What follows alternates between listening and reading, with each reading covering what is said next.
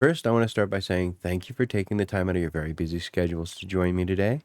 I hope that there is something within this video that's a benefit to you or to somebody that you know. Please like, subscribe, and share this video. Leave a comment down below because I'm also interested in your opinion on these particular topics. Now, when I first started this channel, I didn't necessarily intend it to be politics, but to be good at sales, you kind of need to keep up on current events. I know that one of the things they'll tell you when it comes to sales is you don't want to talk politics or religion. But we've kind of reached a point where we don't have much choice. Seems like, as in my most recent video, I'd mentioned how we are in a state of fascism, because every day you find yourself talking about politics in one form or another. But real quickly to go back, you want to keep up on current events. It seems everywhere I turn, there's something new. I have to give my 2 cents. And unfortunately, part of it, what you get when you get edited videos, is I have the personality of a damn stick. However, I do have more life. I'm looking to get into doing live chats here at some point, probably be on Rumbles, most likely on Locals when we finish getting that set up. The economy, being politics these days, fact check true. During Trump's first term, gas was below $2. Let me ask you, are you honestly better off under Trump or under Biden? Biden, of course, being a fascist dictator. I'll get a little more into that. But let's start with, we all remember that Trump was impeached twice. He's the only president to be impeached twice and still hold office. Now, we have the Saudis claiming that the Biden regime asked for a 1-month delay in their slowing of the oil production before the election. This from CNN Politics. Biden will examine all aspects of the U.S.-Saudi relationship, including arms sales, national security advisors say. Now, first, I want to say our relationship with the Saudis have been very strong, and I'd hate to see it end up like Afghanistan. This goes all the way back to Reagan, having the Saudis and the relationship we've had with them. Many Democrats agree in removing the weapons and soldiers as part of their shady deal with Saudi Arabia.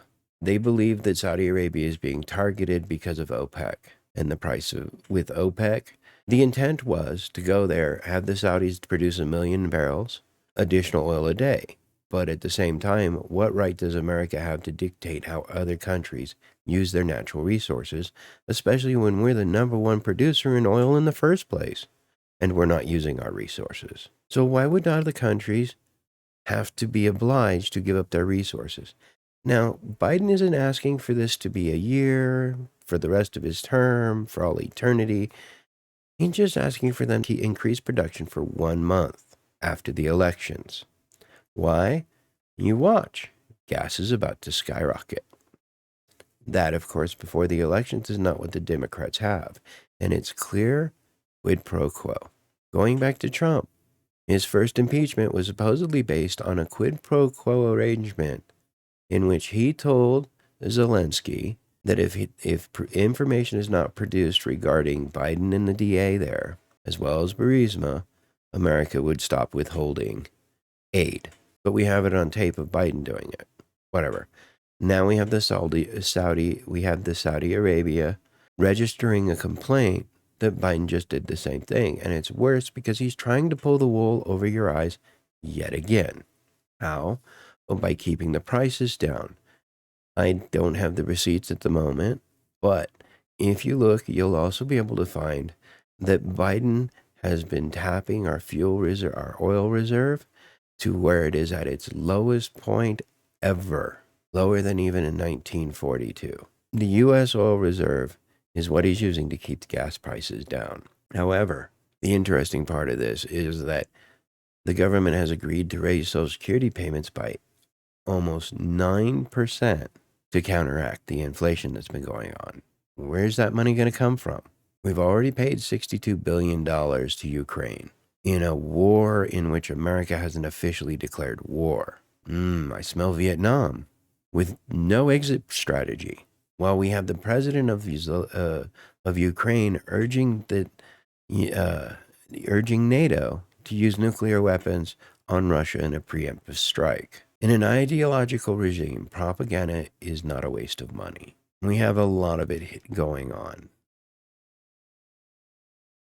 In initial conversations between administration officials and Capitol Hill, some ideas that have been discussed include rotating the U.S. F-16 fleet out of Saudi Arabia, halting continued U.S. military assistance to the country, and the administration supporting litigation that could prevent OPEC from being shielded from U.S. antitrust lawsuits for colluding it to fix oil prices. Now that's just one accusation. Again, who are we to dictate how another country should use its resources when we're the number one producer of that resource? We're not at the moment because Biden has shut down everything, wanting to immediately transition back to the Stone Age energy use. And he keeps trying to tell us it's going to be cleaner and cheaper. As these conversations are happening, sources told CNN that the Biden administration is not expected to completely overhaul the relationship, but members of Congress are outraged at the OPEC announcement and expect changes in the coming months. So again, this is a quid pro quo currently going on. Why are we not trying to impeach Biden over this? And here's the interesting thing. If we impeach Biden and find out that Harris is involved in this, and there's a red wave in Congress, the impeachment process won't start till after the midterms. So if Biden and Harris is involved in this quid pro quo, the Speaker of the House would immediately go up. But the Speaker of the House may not be Nancy Pelosi if the Republicans take over. As a matter of fact, the Speaker of the House can be anybody Congress picks. That's any Joe on the street. That's me. That's you listening to this broadcast. Or better yet, that's Trump. Imagine if Trump became Speaker of the House, Biden and Harris were impeached. Then Trump becomes president, serves for 2 years, and can still run because there's no violation in the Constitution that says he can't do that. Wouldn't that be cool? In some universe, that's going to happen. Kind of hope it's ours, especially since we're sitting on the verge of Armageddon, where we have Putin going, I'm going to use nuclear warheads, and you have Biden going, well, if he does, then it's Armageddon. Wait, what? How does that make any sense? This is a result of the Saudis not keeping the production of 1 million barrels for 1 month. And I saw an interview, and I wish I could remember where it was, in which he pretty much admits, yes, this is over the. He starts off by going, no, this isn't about the oil, but it is about the oil. Okay. So why haven't we impeached Biden yet? The House doesn't feel the need to. That on top of the fact that you have CNN came out with news clips of Nancy Pelosi saying she hoped that he was coming on January 6th. She wanted people to trespass. She wanted that to happen. She wanted January 6th to happen. Why? Because it allowed the regime to enforce these lockdowns and also to stop Trump from running for office. In the clip, and it's the documentary that was mysteriously on January 6th, shot by her daughter and her documentary film crew, who just happened to be there on January 6th, that historic day. Almost sounds like it was a setup. Where's Ray Epps? Interesting. And yet, we still have people in solitary confinement over trespassing. So with that, I'm going to go ahead and end it here. I want to say thank you very much for taking the time out of your very busy schedules. Please feel free to look us up over on Locals, Getter, and Rumble, and expect some new things to be happening over on Locals. Again, thank you very much for taking the time out of your very busy schedules. I hope that there was something within this video that is a benefit to you or to somebody that you know. Please like, subscribe, and share, as it helps the YouTube analytics.